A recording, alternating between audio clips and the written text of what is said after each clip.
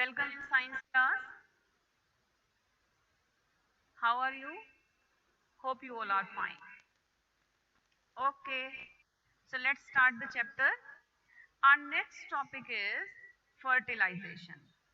What is the next topic? Next topic is fertilization. As I have already discussed with you that fertilization means the process of the fusion of male and female gamete.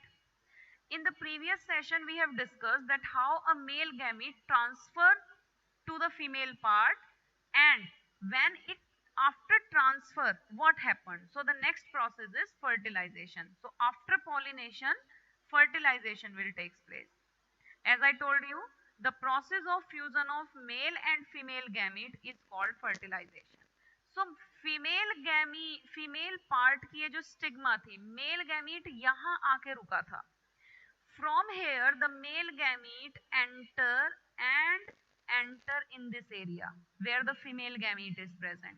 So male gamete from here, it will fuse with the female gamete. After successful pollination, the stigma secrete nutrients. Obviously, the stigma जो यहाँ पे थी ना, क्योंकि male gamete को survive करने के लिए nutrients चाहिए, तो वो male gamete को survive करने में help कराती है. Pollen grains absorb these nutrients, start growing, जैसा कि मैंने आपसे बोला कि वो यहाँ grow करेंगे nutrient की help से, in the form of a thin tube called pollen tube. तो ये जो जब यहाँ एंथर गिरेगा तो वो एक छोटी सा ट्यूब लाइक स्ट्रक्चर बनाता है अपने ट्रेवल करने के लिए. सिंपल लैंग्वेज में मानो तो अपने लिए एक रास्ता बनाता है जिसमें से कि वो ट्रेवल कर सके. So that tube like structure is called pollen tube, and this tube reach inside the ovary, then release male gamete, और फिर उस ट्यूब में से वो मेल गैमीट रिलीज हो जाता है, and then after releasing the male and female gamete fuse with each other, and when they fuse then this process is called fertilization. और फ्यूजन होने के बाद जो बनता है that is zygote. Very important word, that is zygote. Fusion होने के बाद क्या बना? zygote बना. Then what happened? zygote जहां बनता है फिर तो हमको पता ही है कि भाई आफ्टर फर्टिलाइजेशन प्लांट के अंदर जो बनता है वो फ्रूट बनता है. सो प्लांट के अंदर फिर क्या बनेगा? प्लांट के अंदर बनेगा फ्रूट, एंड फ्रूट के अंदर होते हैं seed. After fertilisation ovary enlarge to form the fruit. तो वो जिस ओवरी में मेल और फीमेल गैमीट जॉइंट फ्यूज हुए थे ना, वो ओवरी बेसिकली फ्रूट बन जाती है. The wall of the ovary become the fruit wall. The ovules become seed. अब वो जो उसमें ovules थे, क्योंकि फीमेल तो बहुत सारे ovules थे, एक ही तो या दो ही तो मेल गैमीट जो है एक दूसरे से फ्यूज करेंगे, बाकी तो कुछ तो ओव्यूल्स बिना फ्यूज किए भी थे. तो ऐसा नहीं है कि सारे ओव्यूल से फ्यूज कर जाएगा, तो वो जो ओव्यूल्स उसके अंदर होते हैं actually they become seed. A fruit में है वन और मोर सीड, एक से ज्यादा सीड्स भी होते हैं.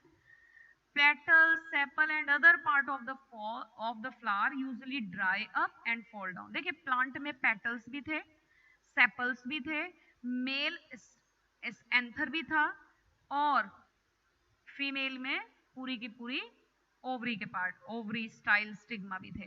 तो जब मेल और फीमेल गैमीट आपस में एक दूसरे के साथ फ्यूज हो जाएंगे, तब फ्यूजन के बाद फ्रूट बन जाएगा. ओवरी किस में डेवलप होगी? Ovary will develop into fruit, और उस फ्रूट के अंदर वो बहुत सारे जो ओव्यूल्स, मतलब ओवरी के अंदर जो ओव्यूल्स थे, जब ओवरी फ्रूट में डेवलप हो जाएगी तो वो जो ओव्यूल्स हैं वो सीड बन जाएंगे, और बाकी के जो एक्स्ट्रा पार्ट अभी बचे, now there is no use of petal, no use of sepal, no use of the rest male and female part.